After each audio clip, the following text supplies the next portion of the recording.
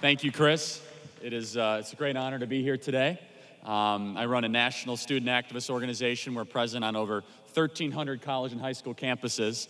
And I just have to say, you've been doing a great job, Chris, in the NRA. It's been totally amazing to see. And when tragedy struck, the media tried to continue with a singular narrative of gun control. And I think we have a special guest today here, Chris. Someone who courageously stood up to the media and fought for our Second Amendment rights as a Parkland student himself. Why don't we call out Kyle Kashuv? Are you here? Let's welcome Kyle Kashuv, who did an unbelievable job, right?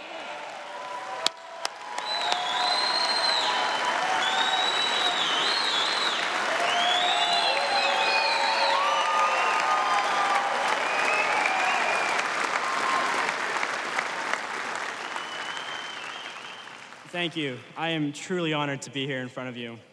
You guys are absolute patriots. Give yourself a round of applause.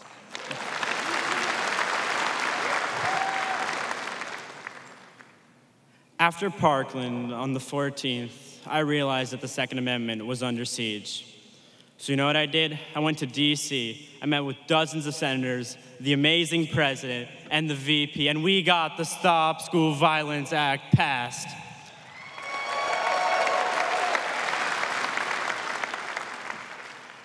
I want to let every single one of you know that no matter what they say, they will not take our guns away. Thank you so much. God bless America. God bless you.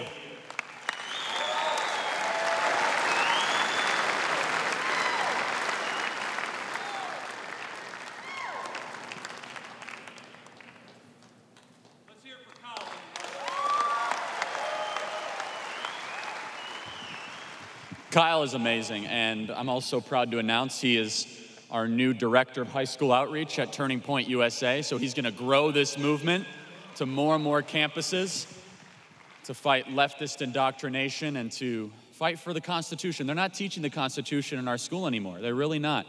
And it's amazing. Walking through the March for Our Lives, it's a funny story. I just happened to be in DC, and I was walking down the streets, and I saw all this infrastructure being put up and these guardrails and, you know, police starting to prepare. I said, what is going on here? Millions of dollars were being spent, and it was for the March for Our Lives. And so I decided to stay an extra night, and I paid a couple of my buddies to follow me around with their cameras. And I said, I'll just go ask some questions. And by the way, they said it was a student movement. Most of the people there were on, AARP members, okay? They were drawing Social Security. It was not a student movement. And actually a study showed that less than 10% of the marchers were actually students. And so I started to ask some very simple questions like, what is an assault weapon? What, by the way, which is a made-up term by politicians. Anytime they try to use this term assault weapon, it could be a baseball bat, it could be a knife, totally made-up term. And the ignorance that these people had towards firearms, towards the Constitution was stunning. And so we made some videos, they went totally viral. But it was really, really important because they say, oh, Charlie, you're just arguing semantics. Language matters when they're talking about taking away our guns. Language matters when they say assault weapon, assault rifle, sniper rifle. You know, some lady said, oh, I just want to make sure all the AK-47s are taken away. I said, yeah, we got this on camera. That's going to be a lot of fun.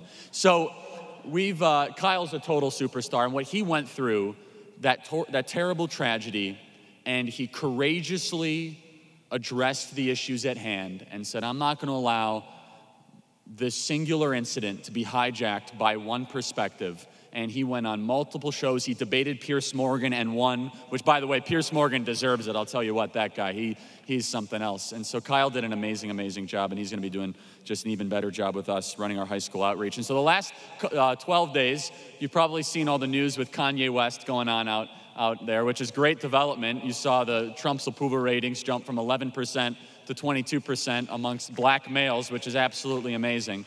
So we have our communications director is a total superstar. It's a young lady named Candace Owens. Have you heard her name once or twice?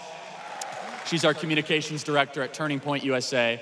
And one tweet by Kanye West that said, I love the way Candace Owens thinks, totally broke the internet. And there's a real movement happening in this country, folks, because the leftist media and the schools, they've way overplayed their hands. They have attacked our values for far too long.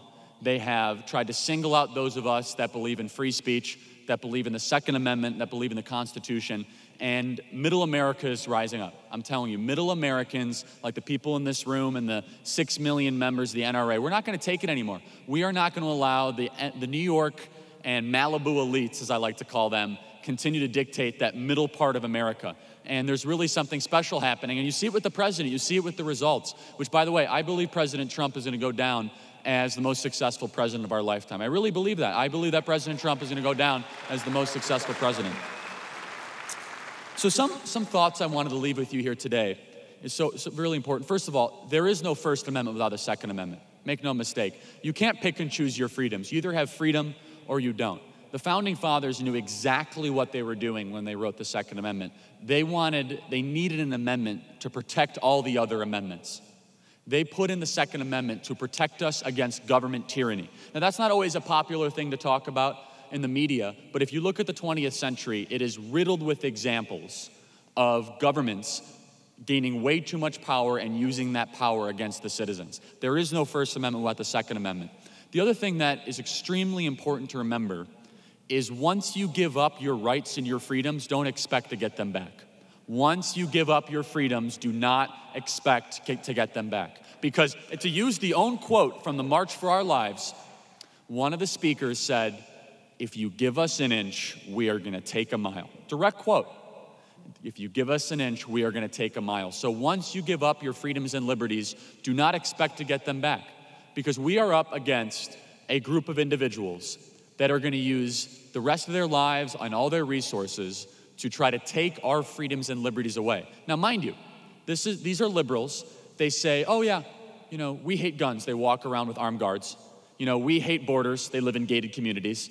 We hate we hate school choice, but we send our kids to private schools. The liberals are the most hypocritical people you could possibly imagine. They want to tell us how to live our lives, and yet they live a completely different life for themselves. And truly. And the other important point that we have to remember is freedom must be protected. Is that if we do not have the capacity to defend our freedoms, which the Second Amendment allows us to do, then our rights and freedoms can be just written away in an instant. The pundits on TV, they say, oh, our democracy must be protected. We are not a democracy, folks. We are a constitutional republic. We are a constitutional republic with a democratic means of representation. Because a democracy means that if 50% of people believe something, our rights and freedoms can go away. The vision of the Founding Fathers, which was so transcendent and divine, is they understood that you have natural rights upon birth. That when you're born, that you have these rights and government cannot take them away. The Constitution was the first political document, one of the only political documents ever written, to not say, oh, here's what you can and cannot do. There are rules for government, folks. There are rules to prevent government from encroaching on our freedoms and liberties. And mind you, you go through the First Amendment, you go through the Second Amendment, you go through the Fourth Amendment, it's saying you have a right to say whatever you want to say. You have a right to defend yourself and your family. You have a right to not get unreasonably searched and seizured. And that is so different than any other political document written until its time, because until then, it was just a monarchy. It was a king ruling absolutely. And the Founding Fathers were the first successful political victors ever to voluntarily give up power. Think about that. Never before in human history had people won a war and then said, we're gonna give power away. Instead, they could have created the Washingtonian, Hamiltonian, and Jeffersonian monarchy. They could have taken absolute power because that's all people knew. And they tried something so transcendent and so different that created the greatest country in the history of the world. And that, by the way, we should say that more often. America is the greatest country in the history of the world. Make no mistake, it truly is. And by the way, I do a lot of work on college campuses. Somehow that's hate speech now, saying America is the greatest country in the history of the world. The rise of anti-Americanism on college campuses is so dramatic. I believe the greatest threat to Western civilization is what's happening on our college campuses today. I really do. Because you have a group of academics that never could have made it in the real world, professors that never could have succeeded on the outside. They're bitterly unhappy people that want to try to indoctrinate and deprogram America's youth away from our fundamental values because they're just so malevolent towards the world that they could never succeed in themselves. By the way, are liberals like really unhappy people, or is it just me? It seems like a liberal would rather see rich people become poor than poor people become rich. A liberal would rather tell you how to live your life than actually improve the life of their own.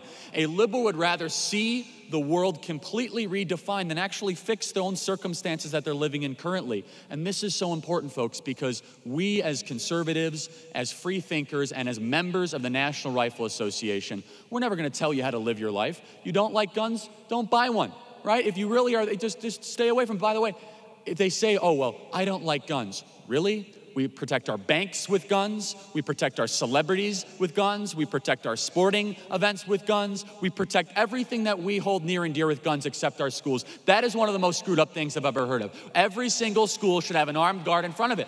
Our banks, our celebrities, our sporting events, our movie theaters, we protect with guns, but not our schools. What could possibly be more important than our children? And our airports too. It's absolutely unbelievable.